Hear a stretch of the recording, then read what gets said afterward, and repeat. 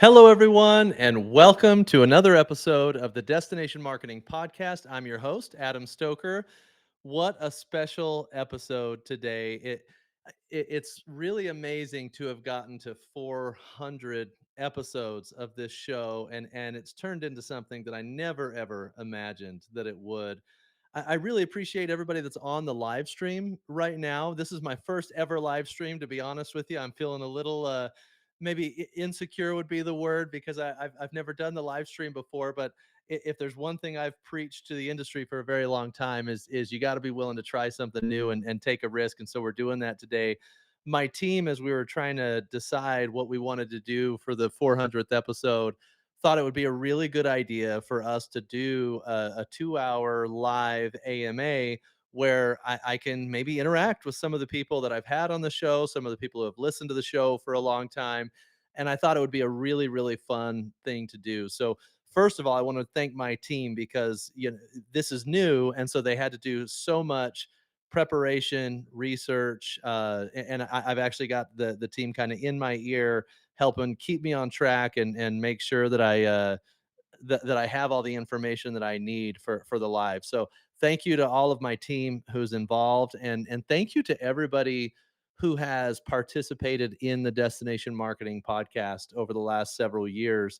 It's been a wild ride, and what I want to do today is, I've been able to not only, I've been in the destination marketing space since 2012, but I've been doing the Destination Marketing Podcast now since 2019. And I just thought it would be fun to interact with some of you and be able to interact even in real time and answer whether it's questions or comments or anything like that that you have. The way it works is I won't actually be able to have, somebody come on and chat with me. It's more if you're on the LinkedIn Live, please make sure that you just leave any questions or comments in the comments of the LinkedIn Live, and then I'll receive those comments or questions and be able to answer those directly.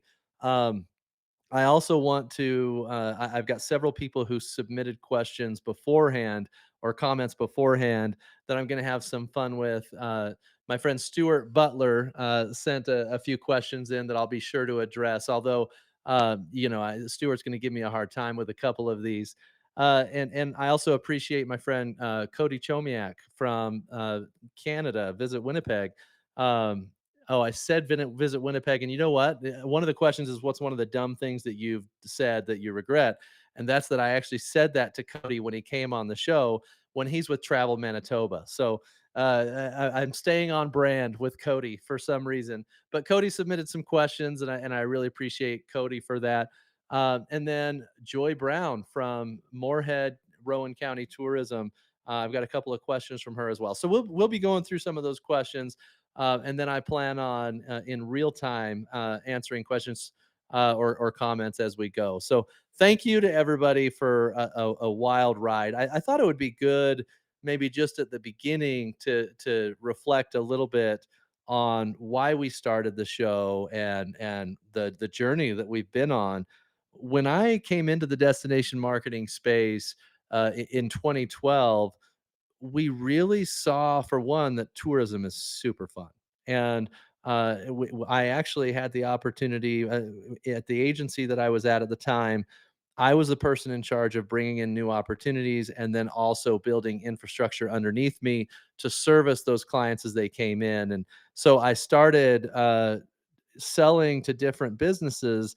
But I one day I drove by the Cedar City Bryan Head Tourism Office in Cedar City, Utah, and I thought, "Oh, tourism, they probably have a marketing budget." And that's literally all I knew about destination marketing at the time.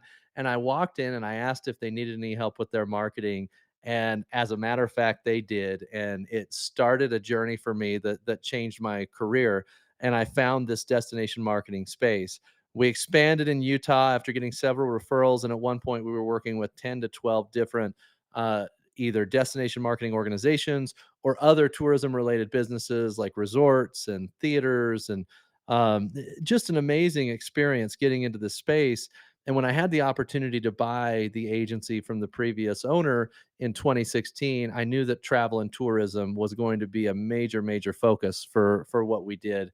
And so bought the agency in 2016, and I thought, man, expanding outside of Utah is going to be super easy in the destination marketing space. At the time, I had no idea that the three M's existed. And if you haven't heard me say that, Madden, MMGY, and Miles, all incredible agencies that have great reach in the destination marketing space. And I realized, holy cow, there's a lot more competition than I thought there was going to be. It wasn't going to be as easy to get outside of Utah as it was to take over some of the accounts based on our relationships that we had early on. And so when I realized how hard it was going to be to expand, I realized we needed some sort of a credibility piece, something that where people could see that we knew what we were talking about in destination marketing. The funny thing about that is knowing what I know now, I actually didn't know anything about destination marketing at the time. So it's funny to me that the reason I started it was to have a credibility piece, and I realized that back then I don't feel like I had very much credibility based on the volume that I've been able to learn since then. But we started it. We took a risk. We did something we had never done before, and that decision has changed now the entire course of what I believe is the remainder of my career. Because for one, I've become so passionate about the destination marketing space. I've learned so much. I've had the opportunity to interview, I mean, in 400 episodes, probably 380 different interviews that we've done. So I've been able to ask people what their challenges are, ask people what their successes are, what's working, what doesn't work. And it's really turned into a vehicle for me to be able to learn every day. And I kind of feel like the podcast now has just become me learning and everyone else getting to kind of listen to me learn at the same time. And I think we've all kind of learned together. So it's been a really incredible journey with the Destination Marketing Podcast. And I'm just grateful, like I said, to everybody that's been involved, to everybody that's been a part of it. Whether on my side of the table, I've had several producers over the years. I've had several people in my organization that did a really good job on the podcast and maybe have found new opportunities that have helped them springboard their career. And I'm excited to watch them continue to grow. And so my team's done a great job. And then, of course, we've had so many people come on the show, and I've been able to watch them and have new relationships and friendships with them. And then, of course, some of the people that started as connections I made on the show that I brought in as guests are now some of the clients I get to work with on a day-to-day basis, and that's a really, really fun thing as well. So, I guess I just want to start out with on the 400th episode, gratitude to everybody who's touched this show in any way. It's also resulted in opportunities for me to go speak on stage at a variety of different conferences. I'm not going to bore you with all the details of that because I outlined a little bit of my recent speaking opportunities on the previous episode from last week, and it's just incredible to me to go from in 2019 being a relatively unknown personality in the space to 3 weeks ago being on stage at Esto with Stuart doing a live episode of Destination Discourse on stage. We handed out T-shirts at that event. This says the Stu's News jingle is a banger, and if you were there at Esto, you'll get that joke. If not, if you haven't listened to Destination Discourse, check it out, and you'll see why it's a little bit of an inside joke there from that show. But that was an incredible experience to be on stage at Estone, kind of a full circle moment for me. It was really special. So um, I want to now move into the questions that people have, and I'm going to start with Cody Chomiak. I think it's a really great question to kind of get the conversation started. And Cody, even though I screwed up your destination again after doing it live on the show, I appreciate you sending in these questions. So you said, Adam, looking back over 400 episodes, what's the biggest shift you've seen in destination marketing? And what do you think will define the next decade? And I think it's such a great topic for us to start out this episode with because I'm reflecting back in 2012 when I started working in destination marketing. We're talking digital was still a relatively new tool to our space because we're somewhat of late adopters. That now I know there's plenty of people who are doing digital buys before 2012. So I don't want people to think I'm saying it was the dark ages or anything like that. But it was a little bit of the wild, wild west with marketing and advertising. And we would go in and take on a new destination, and we find that 45% of their budget was spent on print, and we're sitting there going, oh my gosh, we need to make a big change here. And so the shift that I think has happened is a couple of them.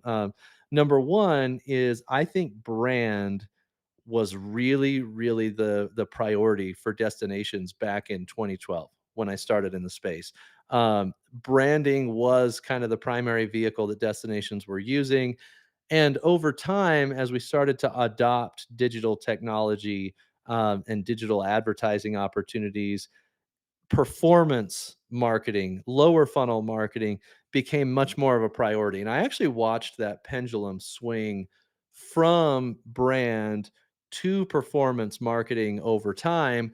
And as it began to shift, I think a lot of software tools came out, and a lot of reporting and dashboarding tools came out that allowed us to get visibility. And the pendulum swung so far to performance marketing that I actually believe I witnessed a lot of destinations almost lose their brand in the pursuit of performance marketing. And I think the results of that shift ended up being sacrificing long-term benefit for short-term success, because we were able to go to our stakeholders and say, hey, we're driving this many conversions, and we're attributing these specific advertising tactics to the performance. And I think it swung so far that we sacrificed some long-term branding opportunities for that. And of course, we all went through COVID, and in COVID, it became really clear that if your brand wasn't very strong, then it was gonna take you longer to recover from COVID. And so I watched brand to me, that was the start of this pendulum swing coming back. That brand was really, really important, and I actually think we're getting pretty near to the pendulum swinging all the way back to the importance of branding, especially as we see over the course of the next several years. I'm not sure the destination website will play the role in the conversion process that it does today.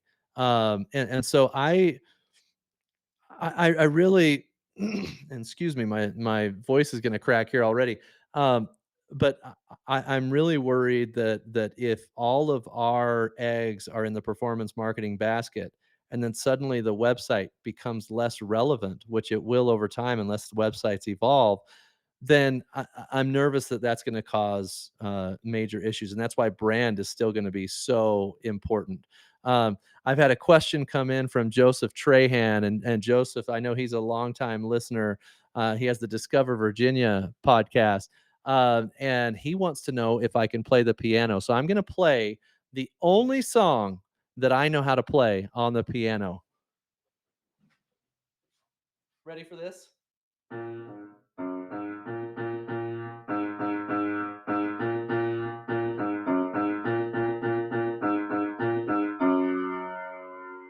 So if you're a Mary Had a Little Lamb fan, there you go, Joseph. Thanks for the question. Cody, going back to wrap up your question, you asked what you think will define the next decade. And I think that's really important. And I'm glad you asked the question.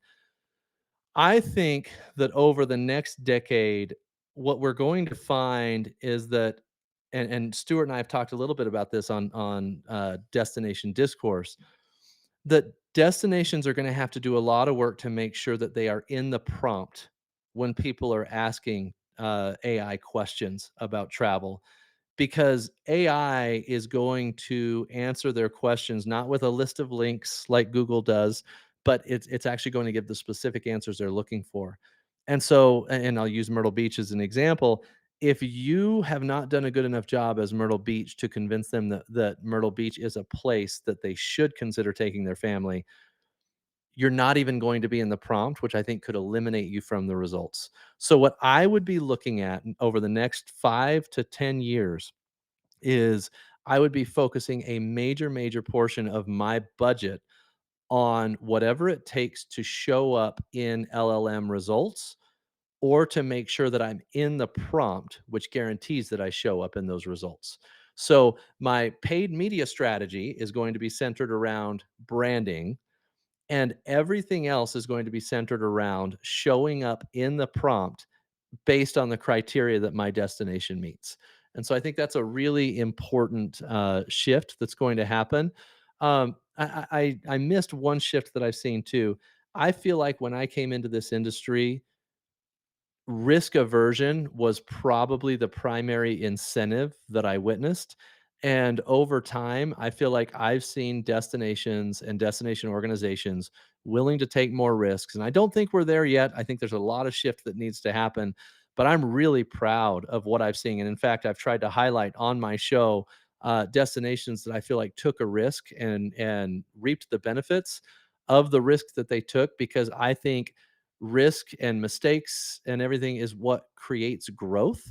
And I really think that it would be important for everyone, if you have not yet embraced the idea of taking risks or being willing to innovate and try something new. I think that should be a focus for everybody as we move into the next several years. So, thank you, Cody, for that question. Really appreciate it. I think we'll move on to the next question here. Stuart from Visit Myrtle Beach, he says, "What's a hot take you wish you shared on the show but didn't?" And Stuart, that's a good question. Um, I've had a lot of what I think are hot takes over the years, and in fact, I think I've had some takes that I thought were hot takes at the time that turned out to be completely wrong. Right? I try to be careful what I share on this show because I don't want to lead anybody astray. So I feel like I've tried not to, even though there's certain trends that tend to hit, I've tried not to over dive into a trend unless I see it at a macro level and even outside of the destination marketing space. It's the reason I've talked about owned media so much, is because I've witnessed the impact of a focus on owned media out of the destination marketing space, and I've watched those that who have been early adopters of building owned media assets like podcasts, streaming series, YouTube series, and all of those different. I mean, email is a huge one, but people who have built that, I've seen them reap the benefits of that. But it was something that I didn't just dive in and say everybody needs to do immediately. I had to see it being successful outside. So I have a lot of hot takes that I feel like I've tried to be relatively careful what I share on the show, especially as definitive advice. I do think probably should have talked earlier about so we all talk about the Pezzo model: paid, earned, shared, and owned media. I do feel like I probably should have talked more about the blending of those earlier. And what I mean by is, I think there's a lot of work that you can do in the paid media space that can generate earned media because it's such an innovative paid media activity. One of the examples I've always used of that is Snowbird Resort is a resort here in Utah, and they took a 5-star, or excuse me, a 1-star review from their destination that said that the trails were too expert, and they put that on a print ad in a major trade publication, and that ended up just going viral on social media, and it went viral, and there's tons of earned media that they got from that.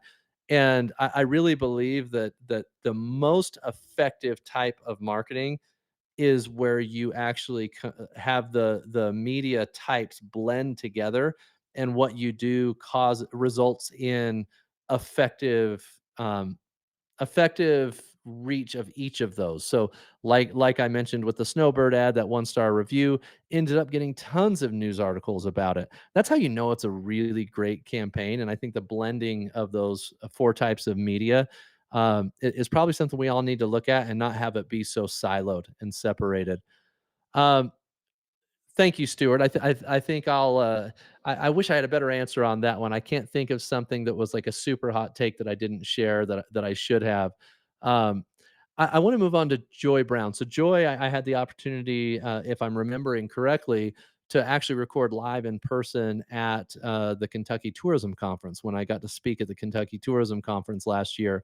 And she's at Moorhead Rowan County Tourism, and she said, "How can communities like mine balance the need for growth with the importance of preserving out unique local character?" So, Joy, I think that's a really good question. And I think one of the things that rural communities need to look at is usually what we have when we talk about over tourism, what we have is a distribution problem. And a lot of people attribute over tourism when in fact they're having a hard time distributing visitors. And so when we talk about let's say a small destination that maybe has a few restaurants, that maybe has a couple of different tourism assets. I know that, Joy, in your destination there's a lot of trails, for example, that people go on, and your destination is kind of the either starting or ending point for those trails. What I would focus on in that scenario, if you feel like you have over tourism, I don't think it's likely that people are going to stop coming. Like if you have great assets like the trails, Joy, that I know you have, we're not gonna get in a scenario where you say, please don't visit here. Okay. And like we're not going to put that out. And I know there's destinations that have done some things. I think Barcelona, Spain, had a really interesting campaign that really was kind of like, "Don't come here."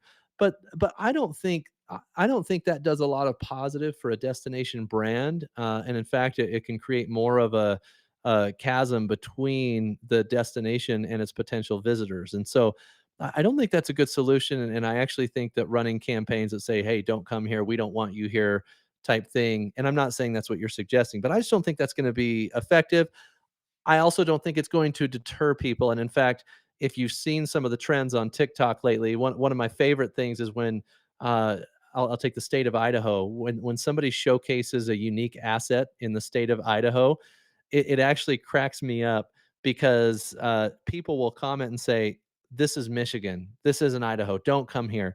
And so it's kind of a funny thing. People are going to find it. If you have great assets, people are going to find it. So, Joy, what I would look at is how can we manage growth effectively while protecting the residents from the pains of over tourism. And so, for example, can I leverage tourism dollars for product development? Can I build more parks? Can I incentivize more through economic development? Can I incentivize more restaurants to come to town? I would really focus on growth that benefits the residents, because you're not going to be able to, if you've got great assets, you're not going to be able to dispel visitors from coming. So, how do you develop product that benefits residents and offsets some of the possible pain that can come from tourism? Is there local only nights that you can do at kind of off times during the week where locals will get a special deal for coming to a restaurant?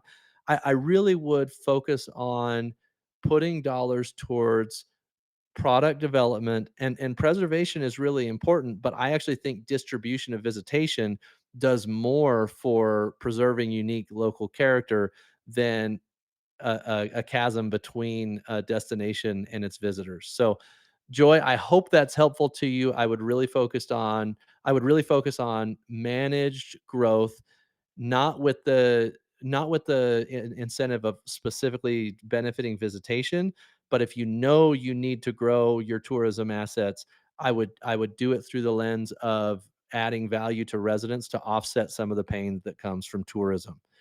Um, Stuart Butler, or Joy, thanks for your question. I'm going to go to a question from Stuart now, and Stuart says, "What is the most underrated KPI in destination marketing today?"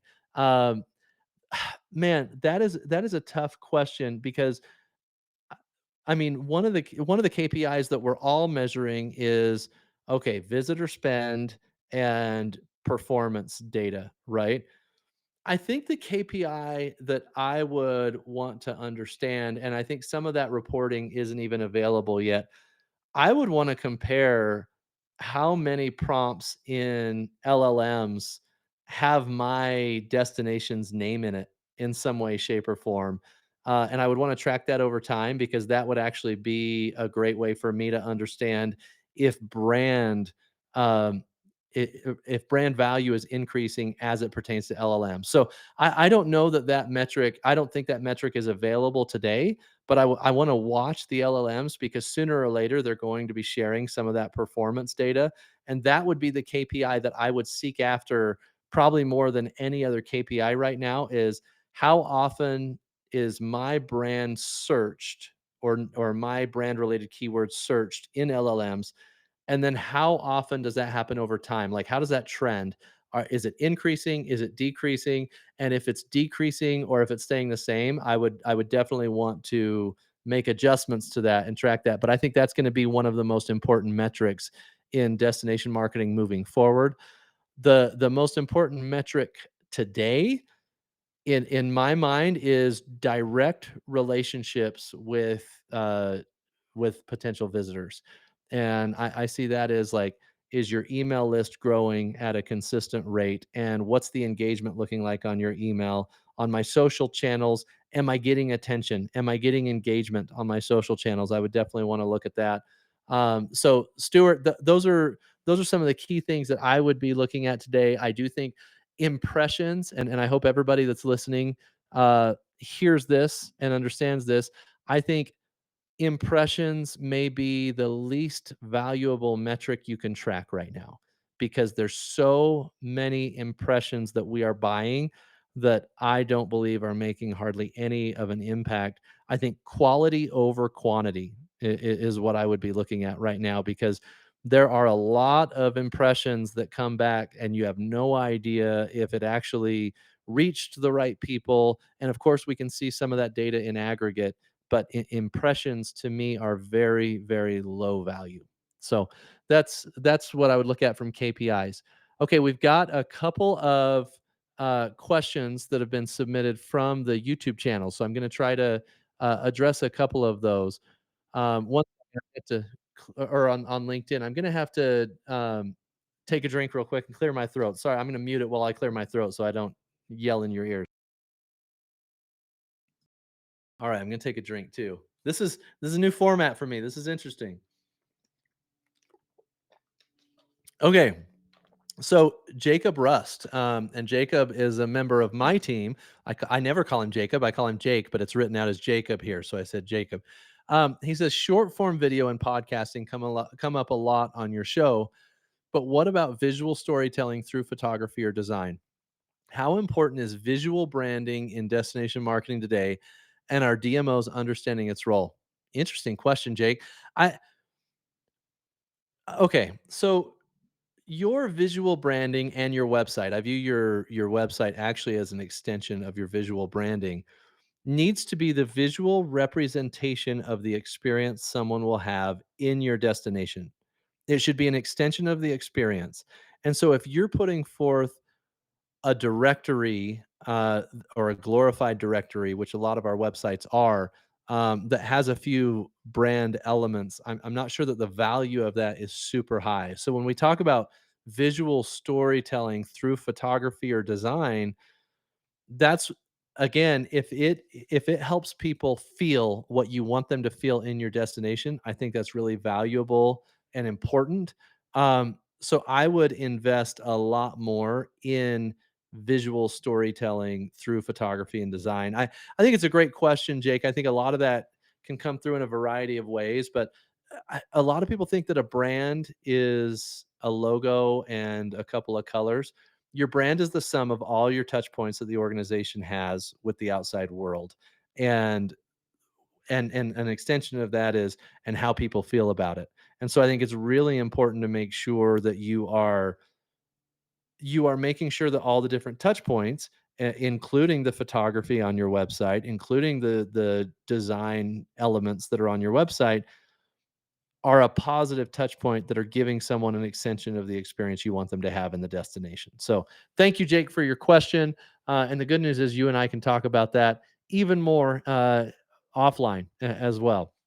So, I've got another question here. Let's see. Patrick Romer from LinkedIn. Patrick, thanks for being here. He says, "Hey Adam, I know you just said you don't love giving definitive advice, but I'm going to ask for it anyways. What is one piece of advice, or more if you have tons, for people new to or moving into the destination marketing industry from other industries? What makes tourism or travel uniquely different? Congrats on 400. And thank you so much, Patrick. It was good to catch up. And see, this is another one. I called him Pat on the phone the other day, but when it's written out, I'm like Anchorman. I just read what's on the teleprompter. So Pat, thank you so much for your question. Um, for people new to or moving into the destination marketing space, there's a few different things.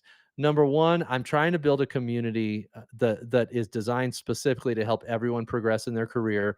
It's called Tourism IQ. You can find it on mytourismiq.com. And so I definitely think that's going to be a great resource for you to network, to uh, see the different things that are happening in the industry. It's a great place where we curate a lot of the content that you need to progress in your career. That being said, um, one of the fears that I have about our space is that because we're a really risk averse industry for a variety of reasons, not the least of which is that if you take too many risks, a board could remove you from your role. I can see why we're risk averse, but my fear is you've got people coming into the industry who are super new.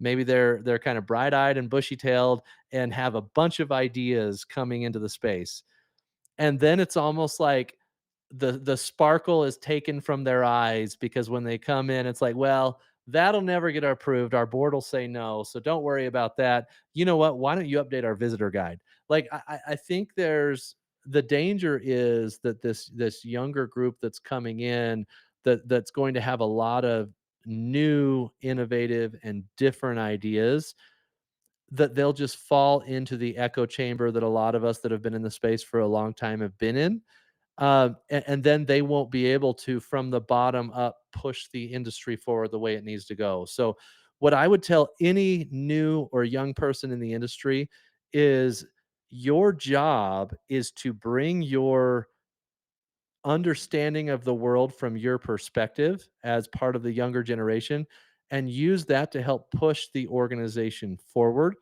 And I'm going to give you a great example of this. Visit Mesa recently on a podcast that I did. They had Cameron and Allison were on the show together. Cameron at the time was a relatively new employee. Allison was the CMO, and they were brainstorming what to do when the Savannah Bananas came to town. And I thought it was really fantastic because Cameron presented an idea to Allison. And instead of Allison saying, "Oh, no, the board will never approve that," Allison said, "You know what? Let's give it a shot." Now, I know based on my conversations with Allison, there's also been plenty of ideas that she said no to, right? So, your job coming into the space is also to build your argument with data and with what you're seeing outside of the space, not just, hey, I feel like this will work and here's why. You've got to make a good argument for your idea. But if you can do that, voice your ideas, present your ideas. And if you're in an organization where they're not going to at least entertain and maybe try a new thing here or there based on what you're saying, it might not be the organization for you. But if I was new coming to the into the industry, and in fact it's what I'm doing right now, I would rather go down swinging than end up just being a complacent cog in a wheel. And so the biggest advice I could give you is if you have ideas, if you have suggestions, don't stay quiet, voice those. The one caution I'm going to give is I remember when I came into my first job out of college, I kinda came in and I didn't understand a lot of just the realities of the space, and I didn't understand, agency dynamics very well, and so I made some suggestions that weren't very smart. That's why I say you've got to make a compelling argument where you've thought through all of the different things. I'm a what if guy, right? So I was like, "What if we did this? What if we did that?" And at the time, I didn't have enough context to truly understand if it was a good idea, and so I do think you need to balance it a little bit. Like you do need to learn. And so learn first, present ideas second. And so I would say step one is learn as much as you can. Step two, present your ideas. And if you're not in an organization that's willing to try something new, it may not be the long-term organization for you. So hopefully that's helpful, Pat. I appreciate you asking the question. And of course, thanks again for letting me know that you've been listening to the show for a while and it's been valuable to you. Okay, I've got, let's see, submitted through our Google form. So this was somebody that responded to an email and submitted a question. What are the boldest strategies you see destination organizations implementing that are paying off? So one of the things that I'm seeing right now that I believe is a trend that's going to continue is brand partnerships. Um, I've seen a lot of destinations looking at brands who have similar audiences to them, and they're basically they're deciding that the two organizations' dollars working together is more valuable than each of them working on their own. And the place where I'm seeing this be the most effective is in a content centric strategy where, people are saying, okay, this brand and I have overlap. Let's build content together, and let's distribute that to the audience, and they're getting a lot of mileage. People, when they see multiple brands working together, people are surprised to see some of those brands working together. I've seen a lot of destinations have success with some of these unique and different brand partnerships. I know that Visit Puerto Rico partnered with Pantone, and they were able to build an incredible amount of content off of the Pantone color. They also collaborated with a big ice cream brand to make an ice cream flavor. Like, I see more of this kind of collaboration coming. And in fact, I've got a couple of things I'm working on myself, that hopefully you see soon with a couple of destinations with some presentations we're making. But I think brand partnerships are going to be a very, very important part of the zeitgeist moving forward. So thank you for that question. Whoever it was that submitted, I didn't get a name with this one. Um, the next one is Stuart from Visit Myrtle Beach, submitted another question here. He said, "What's one guest you couldn't land, but you still want to interview? And what would your first question be?" And I mean, those of you that have listened to the show, you know that Jesse Cole from the Savannah Bananas is probably my dream guest. And the reason he's my dream guest is because he looks at the world differently than the world feels like it should be looked at. And I know that sounds really strange, but just hear me out. He bought a failing minor league baseball franchise, and for one, just the guts to do something like that. Like, I've looked at a lot of businesses. I've evaluated a lot of businesses and whether or not they would be good businesses to own, buy, or whatever. The idea that you would have the ability to turn around a failing uh, minor league baseball franchise, the guts that takes is just it's crazy. But then on top of that, to say, you know what, we're gonna do things completely different than they've ever been done. I want to understand from Jesse, and Stuart asked the question here. What question would you ask? What internally made you feel like you had the right to do everything completely different? Because most of us create a box for ourselves with what we think is or is not possible. And Jesse has never lived in that box. And I mean, that franchise, before they got to where they are today, they almost collapsed a few times, and he talks about this in his keynotes. And I just want to understand what gave you the right in your brain to think the way you did, but then also what made you keep going when it almost failed 7, 8, 9, a dozen different times? And I just love the courage and the gusto that he has, and I would love to be able to just listen to him tell us how he's able to have the mental courage that he does, because all of us, I think, have moments of insecurity or imposter syndrome, and I just don't understand how Jesse was able to believe that he was gonna be able to do what he did, and then to actually do it, I think is great, because I think you have to, as an entrepreneur, you have to have a little bit of unrealistic confidence, right? Or irrational confidence. And I think that's normal. but the level he took it to is far beyond the normal entrepreneurial irrational confidence. And I really admire him for that. And I would love to be able to learn from him, and hopefully my questions would be selfish. I don't even know if it would be for the audience. I want to learn from him so that I can actually do some of the things that he's done and incorporate it into the way I'm approaching what I do. So this would be a learning session for me on how can I try to emulate the way you think so that I can figure out, for example, with the agency model, where it needs to go. And I just love so much what he's done there. So I could do an hour and a half talking about Jesse Cole and the Savannah Bananas, but that's probably a sufficient answer to that question. Thank you, Stuart. Okay, let's go to the next question here. This is Cody from Travel Manitoba, and Cody, thank you for this question. He says hosting 400 episodes is an incredible achievement. What's the one lesson or piece of advice from a guest that stuck with you the most, personally or professionally? Hmm. I may go back to Stuart Butler on this, but he's my co-host on Destination Discourse, and he's just so mean to me on a weekly basis. It's really kind of shattered my confidence, and so I think I probably have to answer Stuart. No, I am just joking around there. That's a really good question, Cody. The lesson or piece of advice from a guest that stuck with me the most, personally or professionally. It's funny. I probably, if this wasn't alive, I'd love to spend more time thinking about that. I think the biggest lesson has been in the people that think differently than the norm. And there's a lot of us out there, and I actually think that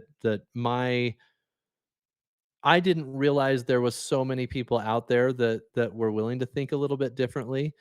And when you get in the mindset of everyone thinking the same, it's really difficult to do anything unique or different.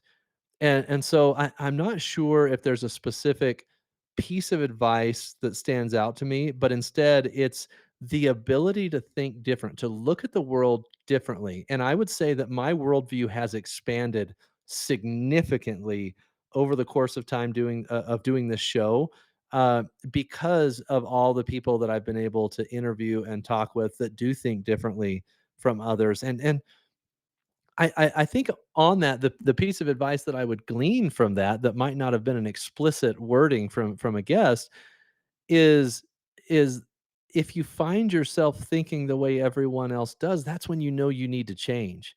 And I think for me, in examining how other people think, which is really one of the funnest parts of doing the show, it's caused me to really try to examine even the advertising agency model and try to think differently. To be honest with all of you, I think the traditional ad agency model is already broken. We just don't know it yet. We're a frog in boiling water.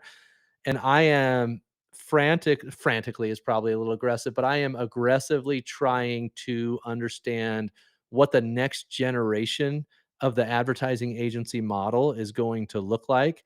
And I don't think I would be approaching it that way or thinking about it that way if I hadn't listened to all these different people who figured out a way to think differently and do something different. So I really appreciate the question, Cody, and yeah, it's thought provoking. I actually kind of want to spend a little more time thinking on that, maybe even going through some of my old transcripts, uh, because I know that I've gotten a lot of good advice, but it's more kind of the accumulation of several people's advice that I think has really affected me the most.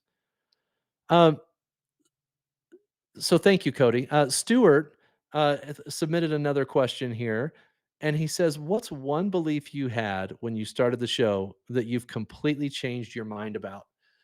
And there's there's a lot of them actually. I mean, my opinion on marketing and advertising in general when I started in the destination marketing space was you need to come up with a visual execution and some sort of theme or campaign headline that you can then version to paid, earned, and shared channels. And I actually thought I was doing a good job.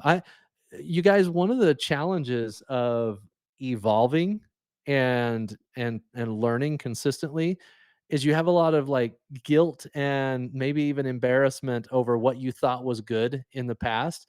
And I look at some of the early campaigns that we did, and I wish I could go back knowing what I know now and do it over again. I mean, one of the hardest things in the agency world is when you build a relationship with a client over several years, and then whether for the agency's choice or the client's choice, that agent that or that relationship, not re- the relationship continues, but the partnership ends, right?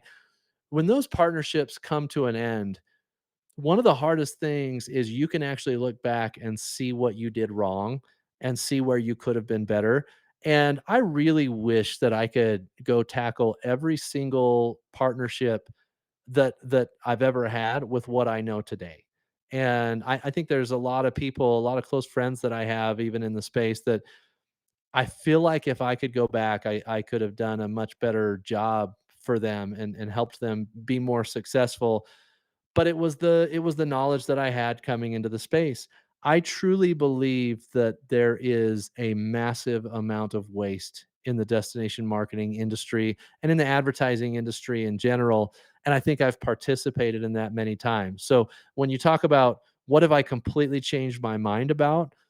I've changed my mind about what brings value to the agency client relationship. I used to look at it as we get paid for what we do. We're an extension of the client's team in that if they need more hands, we can offer more hands. But I actually think that's not terribly valuable. I think the value an agency brings is how they think, and I think we used our hands, not our brains, too much over the years. And I wish I could go back and we have us do a much better job of using our brains and not our hands on some of these accounts that we've worked with. And I've completely changed my mind about what's valuable in the agency client relationship dynamic. And yeah, I think that's probably where I would start. I think the second thing that I would say is I've lost faith in paid media as the primary vehicle for distribution of a message. I truly believe that paid media is a valuable vehicle to distribute equally or more valuable content. And if the content sucks, the media plan doesn't matter. And so I am focused so much more today on the value of the content that I'm putting at the center of a campaign than I am on the lever that I'm using to distribute that content. And paid media is incredibly valuable when used correctly. But if you've got the wrong content or the wrong message, you can throw it in front of whoever you want. It's not going to make a difference. And that's why I hate impressions as a metric today, because I feel like paid media through impression buying can give the illusion of success when in reality you're probably not making much of an impact. Um, I've got another submission through the Google form. Thank you, Stuart, for that question. Uh, Through the Google form, it says, "Congrats to you and the team on your 400th episode. With recent shifts in Canada US travel patterns, how will factors like tariffs, border policy, and traveler sentiment shape the pace of recovery for cross-border tourism? And what can destinations do to rebuild confidence and demand?" I think this is a really interesting question and an important philosophical question. Um, I think I talked about the pendulum swing of branding versus performance media, and I think there's also a pendulum that swings in geopolitics. I think there's a pendulum that swings in foreign policy. And I really don't, I think getting caught up in the policy that's created and whether that's positive for your destination or negative for your destination, of course, advocacy is important, but you individually in a destination are probably not going to be able to shape foreign policy or tariffs or any of that kind of stuff. And so, just like anything else, I think we have to adapt. And part of adapting, success is a terrible teacher. And what I mean by that, which by the way, I think that when I say success is a terrible teacher, I actually think that's one of the real paradoxes that we deal with is we need failure in order to identify what works and what doesn't work, and yet failure is exactly the thing that we're trying to avoid. I don't know how to circle that square right now, but especially as an entrepreneur, I need to make sure that we're continuing to evolve. I think destination marketing organizations need to continue to evolve as well. So when we talk about the Canada US travel patterns, tariffs, border policy, things are going to happen. Life is going to happen. And if there's one thing I've learned is just when you think things are going well, that means you're probably about to get hit with something that you weren't ready for. But those can happen also in the form of a stakeholder who's criticizing you so much that it's hurting your ability to have your job moving forward. That natural disasters have happened to destinations all over the country. Wallowing in the negative won't change a thing. And my advice would be no matter what happens, geopolitically, natural disaster, whatever it is, if you're always operating as if you're in a time of crisis, meaning you're innovating, you're trying new things, you're willing to go outside of what you thought was going to work or not work, that's really where you're going to find your success no matter what. And so I don't really want to like dive into specific policy and how tariffs are going to affect travel because the reality is it's out of our control. And the only thing you can do in a destination is control what you're capable of controlling. And of course, you want to participate in advocacy. You want to work with your political leaders, senators, congressmen to get the changes that you want made at a national or global level. But what you can control is how your destination adapts. So if we've got fewer Canadians coming to the US, guess what? You got to find a new market. You got to find a new cohort of potential visitors that can come. And my opinion is that if you do that, and then all this geopolitical stuff gets worked out, Canadians come back. Well, the great news is you've now spent your time, effort, and energy opening up a new market, and now you'll have extra visitation when the crisis passes. So I would say always operate as if it's in a time of crisis. Choose the crisis that's most pressing that you need to address and get to work.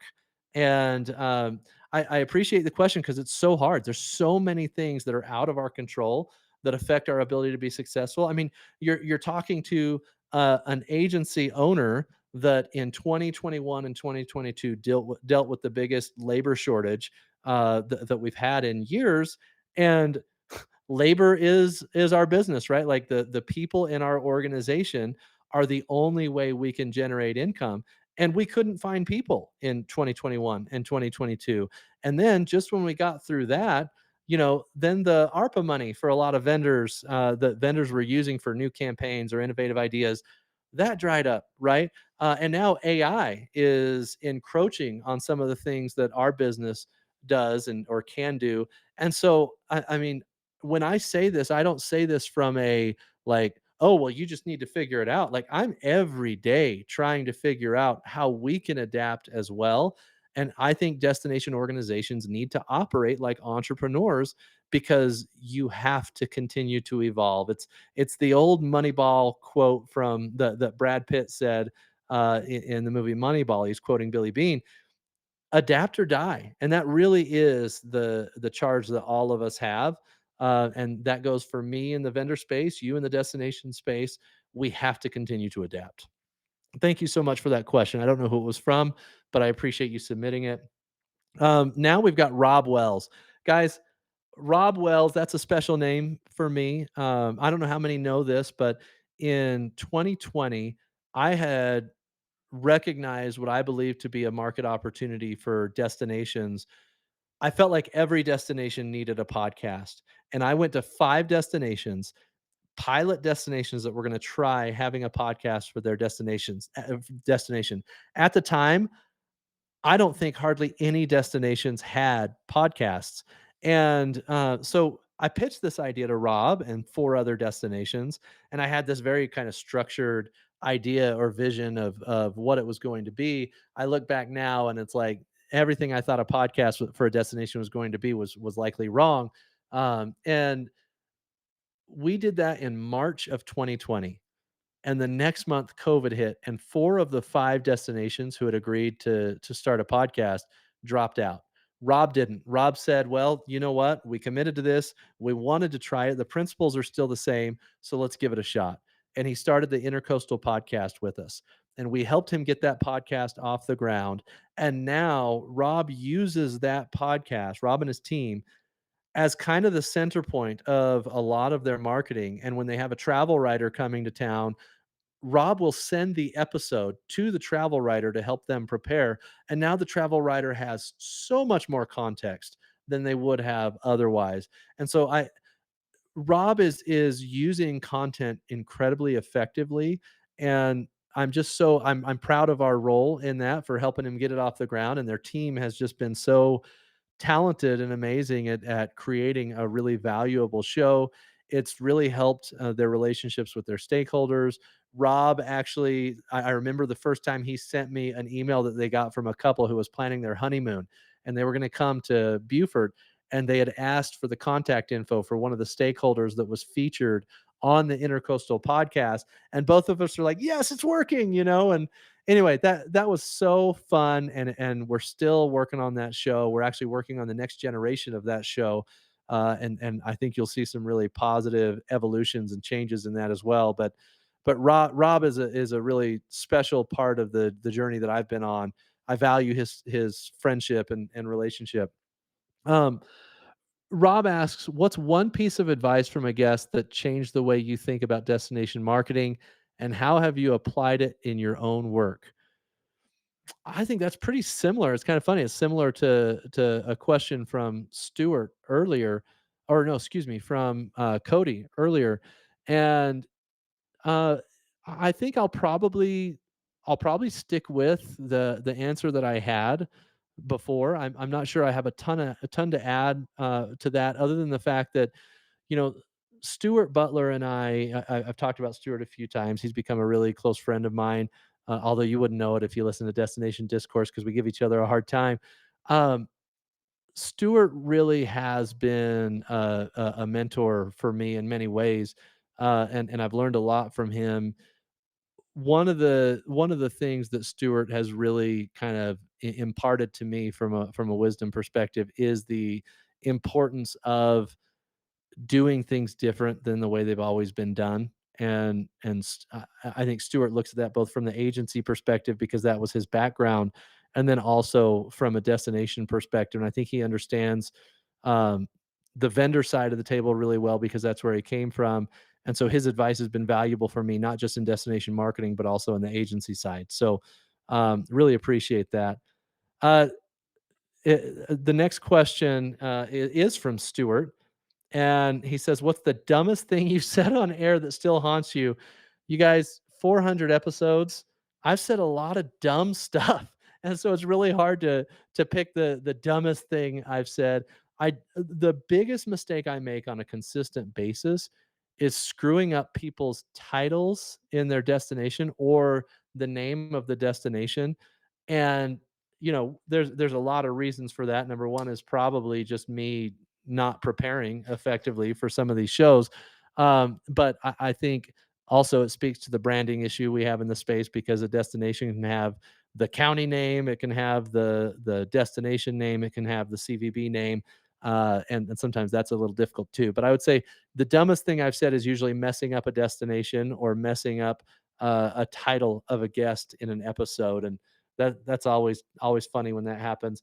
If you want to know what the dumbest thing I've ever said on air is, though, every year at our Christmas party, we do the team puts together a low light reel or a blooper reel from my podcast, and those get played and get a really good laugh at the Christmas party every year. So I don't know, maybe we'll post a couple of those bloopers uh, so that you guys can get let in on the joke there. One second.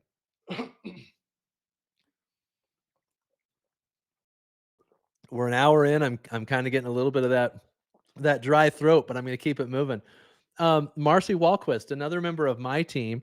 Marcy says we're in a time of we're building a community with what is mostly an online audience, relies on a parasocial relationship, especially after COVID. When we are personally engaging in parasocial relationships with the audience to build that community with the intent to lead to commerce, How might a destination promote or approach building that community without coming off as disingenuous? This is a really good question. I actually, I've learned something here, Marcy, that I'm going to have to go do a little research on the word parasocial. I actually haven't. I'm kind of gleaning what you mean by that, but I haven't really seen that word. So I'm going to go look that up and learn a little bit about it after this. Uh, but I feel like when you build a community, and this is what I've tried to do on the Destination Marketing podcast, and by the way, like, Marcy, I'll come back to this, but I didn't start out this show with the intent to build a community. I started out the show with the intent to provide value, to an industry of people, and realized along the way that I was building a community, and it forever changed my approach to marketing as a whole, because I think the only way to truly build community is to provide value with very little expectation in return. And you guys, I've been doing this podcast now since 2019, and very rarely have I gotten on here and asked anyone to do anything. I haven't asked for value in return. Periodically I'll launch a new program or something like that and say, "Hey, would anybody like to pilot this?" But I don't have a lot of asks on here. And to be honest with you, there have been many times over the last 5 years that the business has been struggling, and that we haven't asked, and maybe we wished that we had had more destinations that listened and heard the value and wanted to work together. Um, but I really believe that I'm in this for the long haul. Like, this is not 3 years, I've got to get an ROI here. It's that I believe if I build a community over the long term, the rest of my career will kind of take care of itself.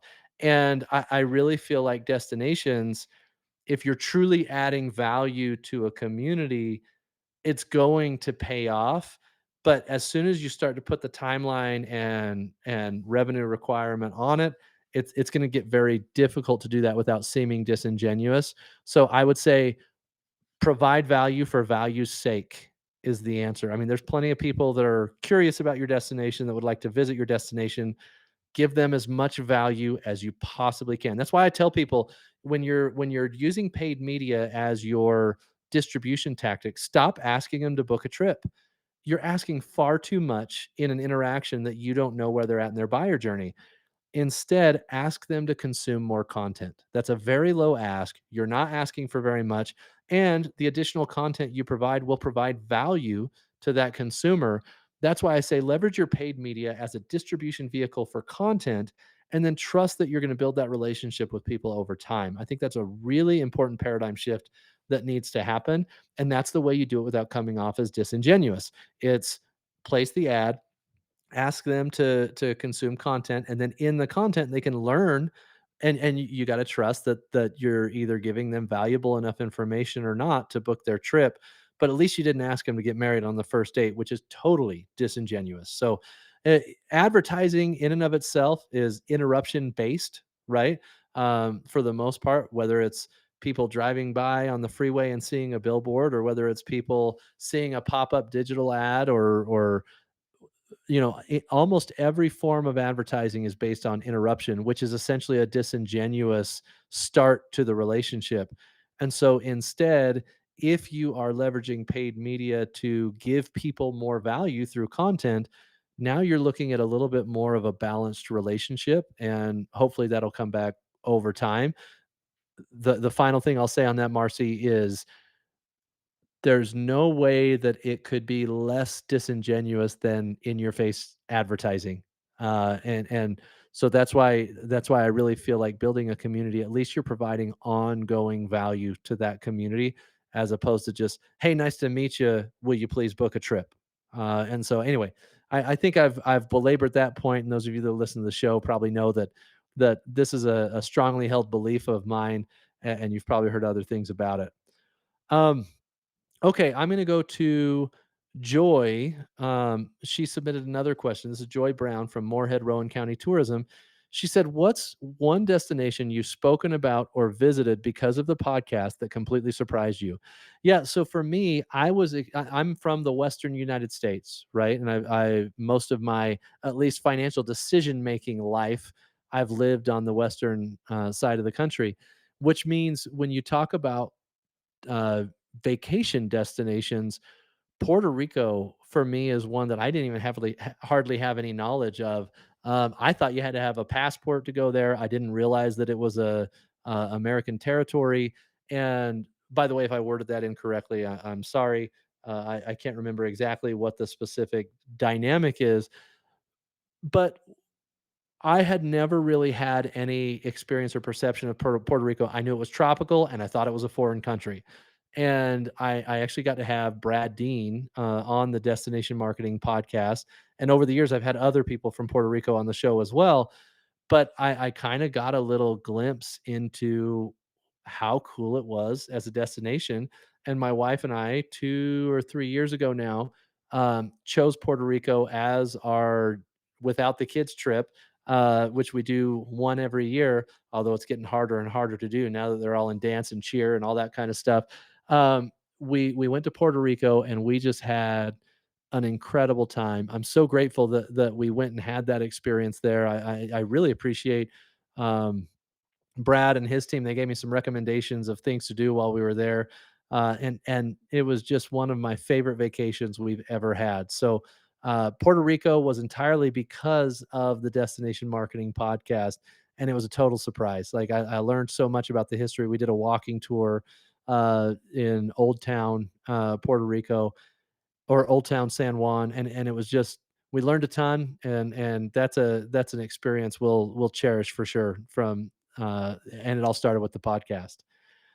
I've got another one here. It says, "What are some of the most effective types of owned media content that you've seen DMOs create recently?" Um, I mean, I'm biased. Obviously, we had the chance to work on it. There's a show called Traveling the Spectrum that we've been able to work on with Myrtle Beach. And Traveling the Spectrum is one of the most meaningful pieces of content that I've ever seen an organization put together outside of, Hollywood and that type of thing. And the thing about Traveling the Spectrum is the Myrtle Beach team recognized that 87% of people who have a child with autism don't travel, and that's millions of unactivated Americans. And most agencies and most marketing teams, if they wanted to, if they wanted to bring awareness that Myrtle Beach is a accessible destination for people with autism, you'd probably do some rendition of, if you or someone has a child with autism, Myrtle Beach is the great destination for you. And you can kind of hear the ad. It's almost like it almost sounds like a pharma ad when you start to say it out loud. Uh, I'm so impressed with the fact that the Myrtle Beach team said, let's do something different. Let's create a show. And it ended up being a 6 episode unscripted reality show where they brought in 3 families that had a child with autism. And they just showed everything, the good, the bad, the meltdowns, everything in between.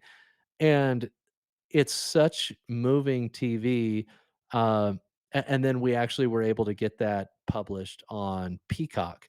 And to see that happen and to have that publication on Peacock actually be able to fund season two's creation as well, it's just such an amazing thing. And of course, when we talk about accessibility, I think accessibility is going to be a trend that we all address over the next several years, because when you talk about um, when you talk about inclusion, accessibility is one of the major issues that cause inclusion issues.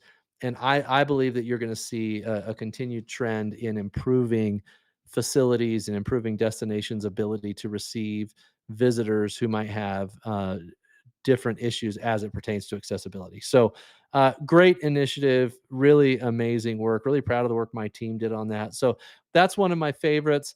I've talked about this before on the show. I thought my friend Rachel QC from Visit Laguna Beach. Well, she used to be at Visit Laguna Beach. She's now at JNS Next.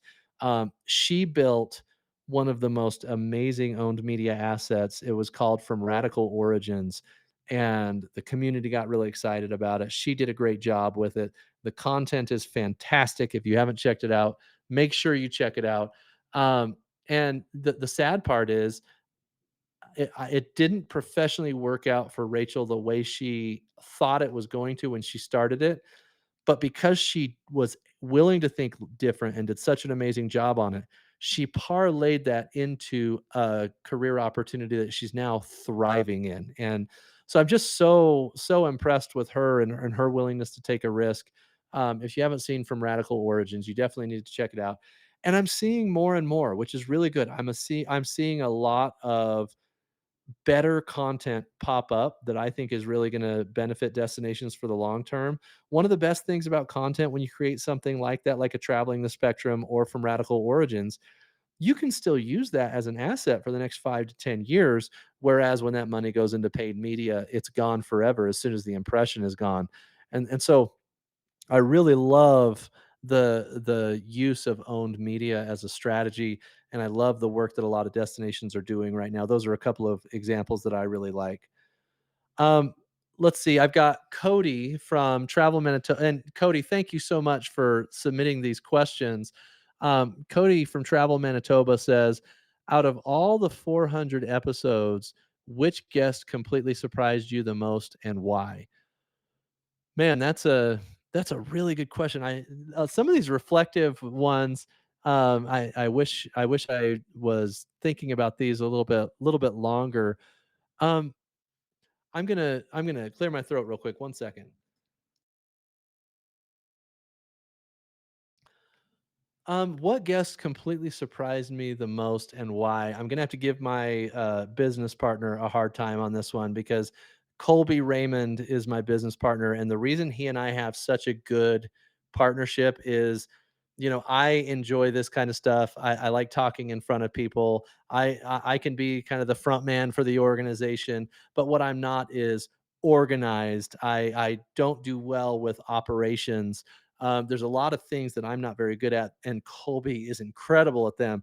And so he and I are kind of a yin and yang when it comes to running an agency.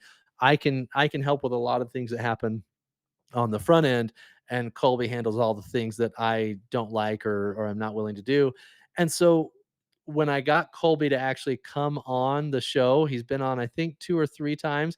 Every time I have him on, he just shocks me that he's willing to come on. And then he always says, I don't have much to say. And then we have a great full episode that goes really well. So Colby, you're better at this than you think. And it's always surprised me when I've convinced him to actually come on and do an episode. So thanks for the question, Cody. Um, I've got another question here that says, "What's the?" Yeah, thanks for the question, Cody. I actually I worried that I had said Colby. Okay. Anyway, what's the best way for a DMO to get started with owned media if they've relied mostly on paid for years? So to me, the lowest barrier to entry owned media asset that will allow you to leverage that content for a variety of different assets. When I say a variety of different assets, like you can leverage a podcast episode into multiple blog posts, multiple social posts, multiple emails for your campaign, and so on and so forth. So I really feel like a podcast is pretty low barrier to entry.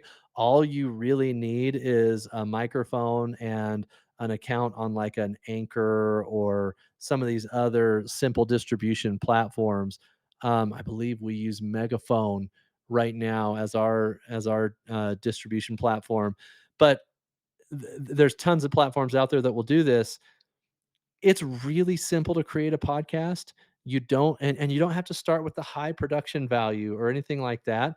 What you need to just do is storytelling. And I really feel like the storytelling you can do with a podcast, low barrier to entry, super easy to do, very versatile and able to be used across multiple different categories. So I would say podcast is the easiest way in and the lowest barrier to entry and really simple to get started. Probably a couple of, in fact, I bet there's YouTube videos about how to start a podcast that you could just pull up and pull it off yourself. So really, really easy to do. I would start there.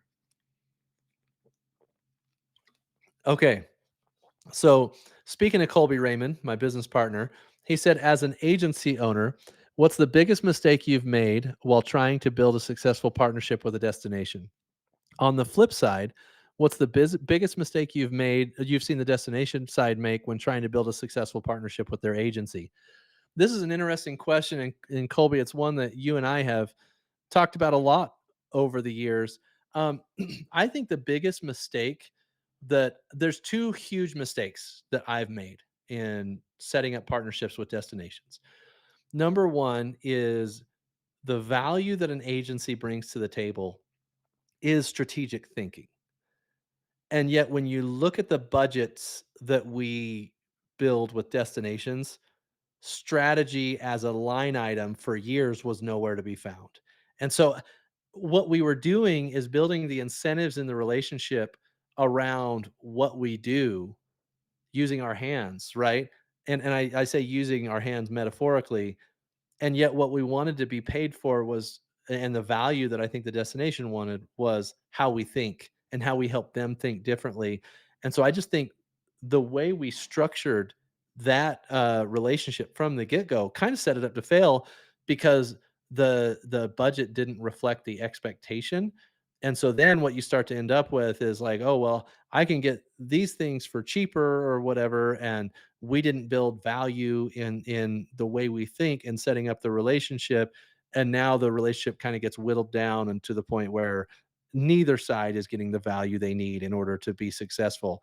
The biggest mistake that I've seen destinations make in setting up the relationship with an agency, it's marketing by committee. So what happens is there's two things. Number one is marketing by committee. Destinations, what they will do is you will work with your primary point of contact for all the context, all the preparation, everything. You'll build the plan according to your primary contact's opinions. And then when you finally get it to a really good place, that primary contact will then take it to a committee of people. It might include a few board members, it might include a couple of team members that weren't involved in the conversations. And then they'll come back and say, "Well, we need to do this, this, and this." Or my favorite, "We need to combine these two ideas into one." And all of you that have been involved in the agency client dynamic have heard some rendition of that, and it ends up making it where it's very difficult for the agency to add the value that they were trying to provide at the get-go, because of the decision making by committee. And so the committee either needs to be involved from the get-go so that they can be brought along in the process, or the primary point of contact needs to be the full decision maker in order for the relationship to be effective. The other thing is destinations RFP processes are absolutely terrible, and I want that, like, it's meant to be offensive. Like, the RFP process guarantees the failure of the agency client relationship. What you guys are asking for is strategic direction, and what you put out there is an RFP that says all the tactics that you're trying to get quoted for. And I understand the reason that it happens. It happens because you're trying to compare apples to apples when you're evaluating different vendors. But the result is you limit the ability for the agency to think strategically because you're saying, well, we've already decided the tactics. And so I need you to build a strategy that fits the predetermined tactics. And so now what you're basically comparing is how all the different agencies are going to leverage the same tactics to be successful. And what it comes down to then is, well, who either already had a relationship or who can build a proposal that's the prettiest or whatever. I think if I was doing an RFP on the destination side and setting up an agency relationship, I would say, here's my objective, here's my budget, tell me what you would do. And I would want the agency to give me a very clear recommendation of what they would do to satisfy my objective. And that way, instead of having everybody present the same tactics, which guarantees similar proposals and price is the only differentiator, instead you get to learn how they think and how they would put together that plan. So my recommendation on any RFP would be less is more. Just tell them the outcome you want and make the agency figure out how to get there. Then you'll know if they're capable or not. So thanks for the question, Colby. I appreciate that.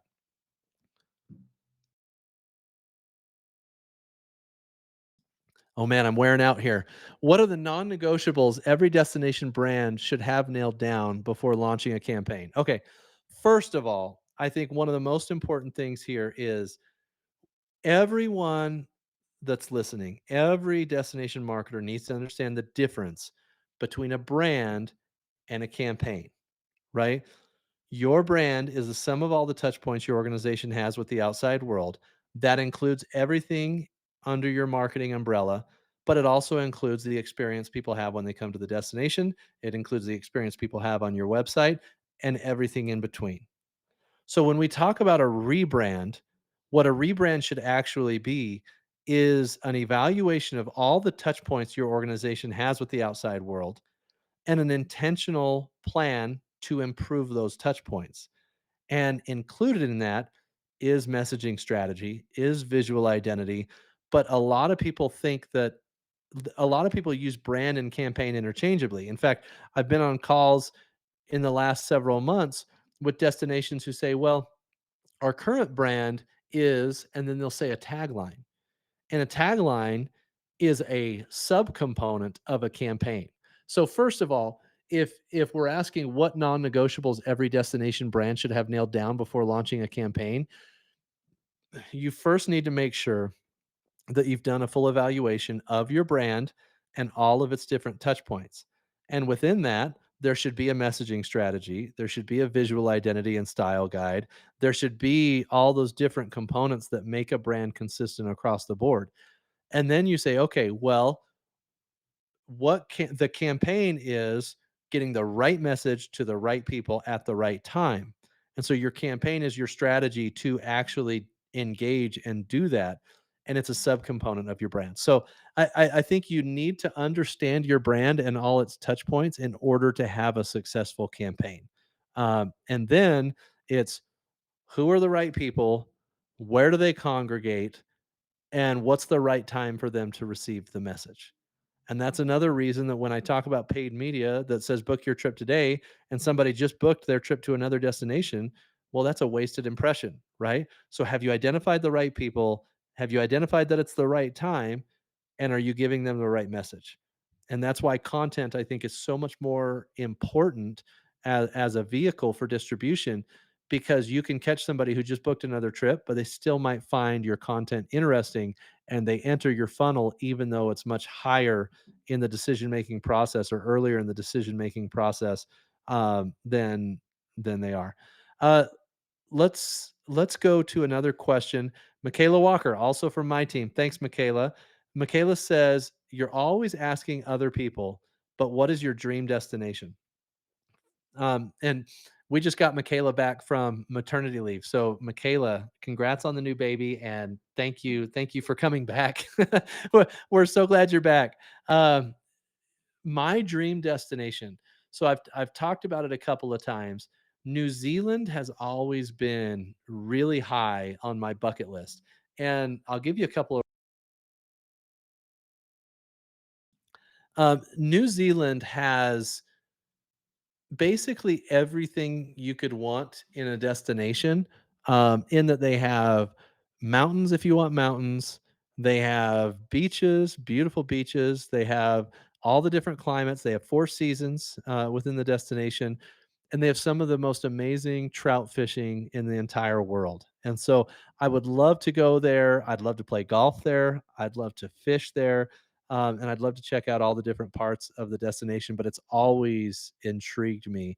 Um, outside of that, I went to Fiji in 2015, and I actually would love to explore all the Pacific islands. I would love to go to Tonga. I would love to go to Samoa.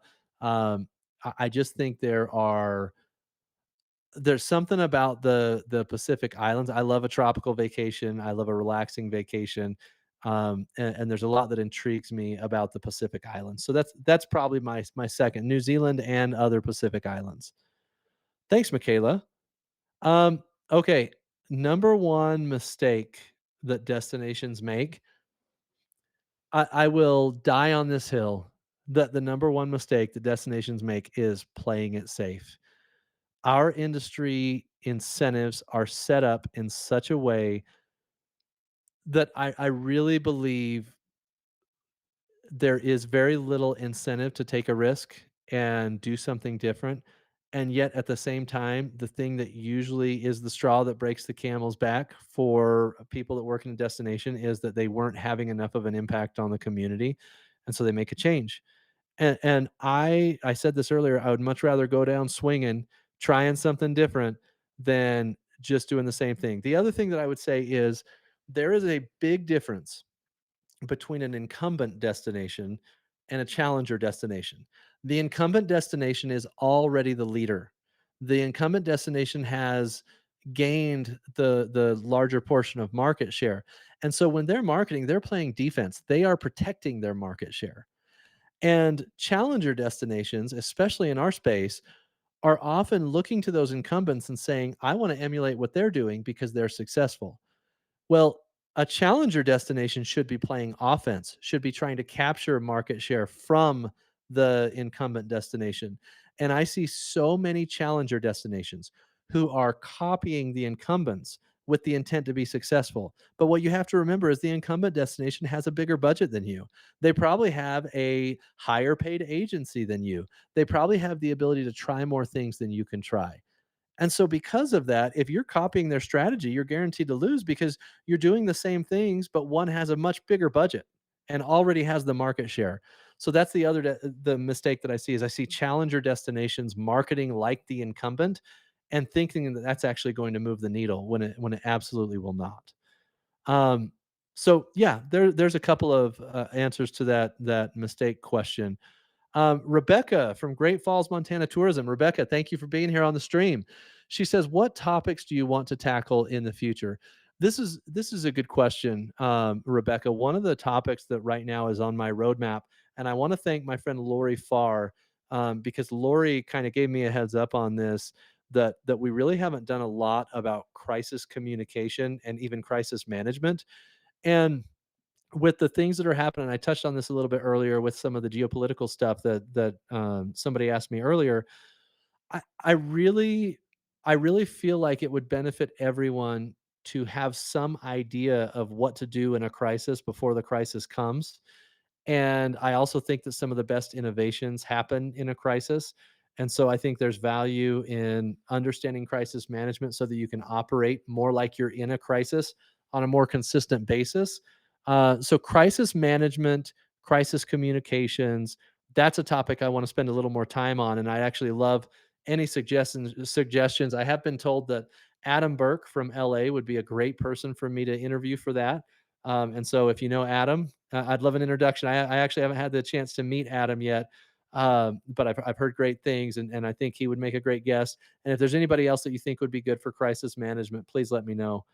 I think the other thing that I want to keep an eye on is I'm going to be talking a lot about what I call modern research because to me, a lot of the reason, and we've got great research partners in the space that do an amazing job, but I think there's two really important problems with research in general. And that's the fact that when people respond to surveys, they either tell you what they think you want to hear or they answer how they want to be perceived.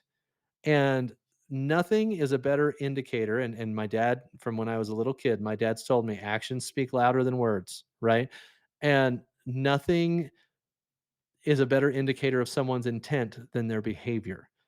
And so I believe that in an era when attention is, the customer has more choice today than they've ever had on where to put their attention.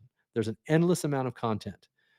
And so, in a time when they have the control of attention, I want to test a high volume and variety of things and see what works before I invest paid media behind something that I have no guarantee that it's actually going to generate interest.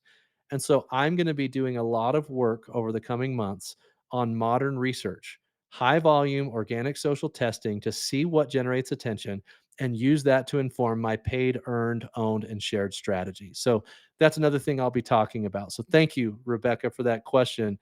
Um, you actually asked two questions here, Rebecca. So I want to grab your next question as well. You say, what stories do you want to tell in the future, and what topics do you never tire of talking about? So the stories that I want to tell is interesting, um, Rebecca, because I'll tell you a story I would love to be able to tell in the future is that I actually had some sort of a long-term impact on this industry that I love. And I would love to be able in the future to look back and say I had some small part in the evolution of this industry. And to be able to look back and tell that story and my role in it would be a pretty special and meaningful experience to me. So that's a story I'd love to tell in the future. It may not be exactly what you were asking me, but that's definitely one. Um, and then what topic do you never tire of talking about? Taking risks. You know, I really believe that this combination of ambition and ignorance for me has been really valuable for me in my career.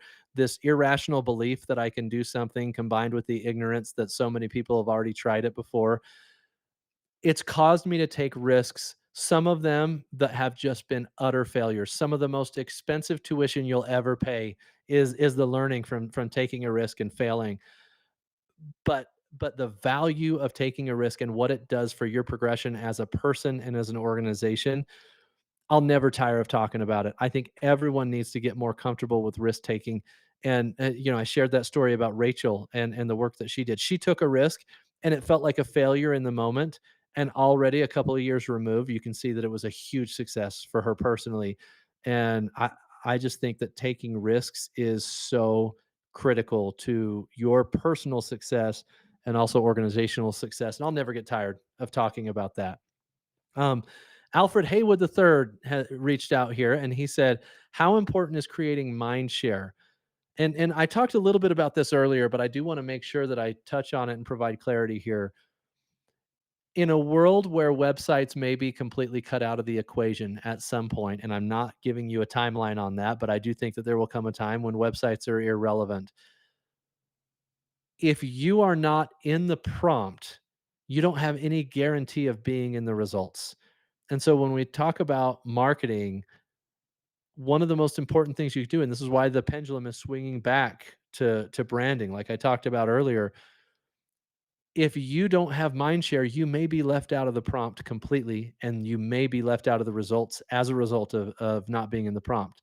So mind share may be the most important thing that you can do from a marketing perspective over the next 10 to 15 years. And in fact, when attention is so hard to come by and interruption based advertising is going to continue to decrease in value, achieving mind share may be the most important thing, and attention may be the only way to do that. So I believe that that also means that the risks need to be bigger, the efforts need to be bigger and more unique, and that's going to be the only way to get attention moving forward. And you can't have mind share without attention. So I actually, in my mind, have replaced in the marketing funnel from awareness to consideration to purchase. And I actually, there we could have an entire discussion on the marketing funnel, but I believe you should replace awareness with attention. Attention is how you're going to be able to actually be in the prompt, and so and it's how you'll get mind share. So thank you for that question, Alfred. Really appreciate it. Um, okay, dream international destination to work with. Whew, that's an interesting question. So I spent 2 years in Brazil. Brazil's a really special place to me. I went down there for 2 years. I learned the language, Portuguese. I got to know the people. The people of Brazil are some of the kindest and most generous people that I've ever met. It actually was really humbling to have people who are living in conditions that here in the US, I think a lot of us would look at and say, I don't understand how they live like that. and it's normal life for them, and yet they're the most generous people that you'll ever meet. That they actually, when they have guests over, they would make sure that the guests are full before they got their helpings, and so we had to really be careful and manage that we eat a little bit and make sure everybody gets enough. It Brazil is a very special place to me, and to be able to actually help Brazil's economy through visitation would be an incredible experience for me. So that's probably my dream destination to work with. I think there's um, a lot of international destinations that I would find very interesting, that I'd love to work with, but specifically to be able to have some sort of an impact on the Brazilian economy through travel, I think that would be a pretty special thing for me. Um, okay, I'm going to move on. Stuart says, Stuart Butler from Visit. He says, "When was the moment you realized this podcast?"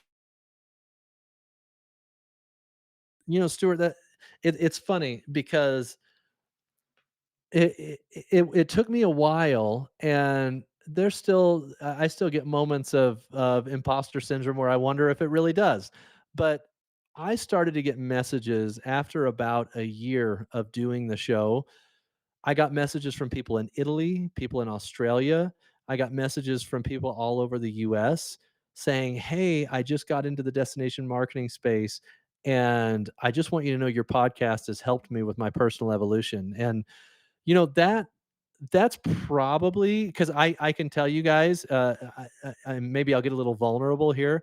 I can't show a full ROI on the amount of time that I've spent building content in the destination marketing space. In fact, I think it'll probably take me many more years to get what's a true ROI on the time and money that we've spent on building this content. But the the reward of having people reach out and say, "Hey, this content has made a difference for me personally," and I want to call out a friend of mine because recently, um, Eric Knopfschneider from Go Laurel Highlands in Pennsylvania, he reached out to me a year and a half ago. Maybe actually, I think it was longer. I think at this point it's been almost 3 years, and he reached out and said, "Hey, just wanted to let you know that I started listening to your podcast before my interview when I was going from journalism to the destination marketing space." And he said, "I used your podcast and a lot of the things you talk about to answer questions in my interview and ultimately got the job." And then that came full circle a few weeks ago where I got to go speak at MATPRA, which was in Pennsylvania. And he's now the incoming chair of MATPRA, the organization, and he was instrumental in having me come keynote at their event. And I actually, it was right before Esto, and I don't know if I would have done it if it wasn't Eric, because he and I have been able to build such a good relationship, and to go kind of see how much he has shared my podcast content with the other people in the destination. It was kind of, or in the organization. It was kind of a running joke at the event. I even asked the question, "How many of you knew about my podcast before I came here today?" And tons of hands in the room went up, and I said, "Okay, hold on. How many of you knew about it before Eric told you about it?" And most of the hands went down. And so Eric's been a big evangelist of mine out there. But those types of experiences have really been what's led me to recognize that this show matters. And while I can't tie a direct ROI to it, uh, I can tell you that the messages that I get from people and the value they've gotten from the show is what keeps it going. And I I think maybe I'll wrap, and Stuart, thanks for the question. That's kind of where I'll wrap the conversation. Guys, this has been a life-changing experience for me to do this podcast. If you had asked me in 2012, would I have a podcast with 400 episodes, and there's only 25,000 destination marketers in the world, or somewhere around that number. It's pretty close to that. We've got, I think, 100 and we're coming up on 150,000 downloads on the show, and that's pretty powerful. Like, I never imagined that would be the case, and I want everyone to know that I really, really appreciate it, and I really value the relationship that I have with the destination marketing industry. It's the reason I've committed my career to the space, and I I'm really grateful that this has been meaningful for a lot of the people that have reached out. It's been incredibly meaningful for me. I feel like I've gotten 10 different degrees, or the equivalent of 10 different degrees just by meeting and interviewing so many people in the space and getting to know what they've been doing.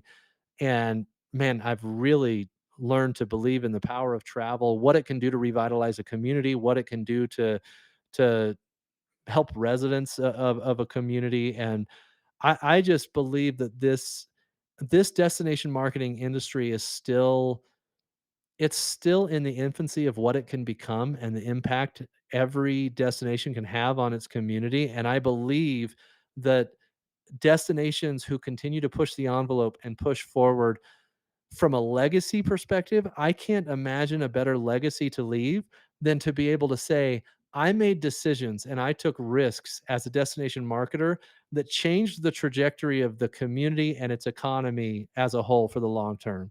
And I believe that tourism provides a unique engine to provide life into a community that very few other industries can. And that's why I'm so grateful to be a part of it.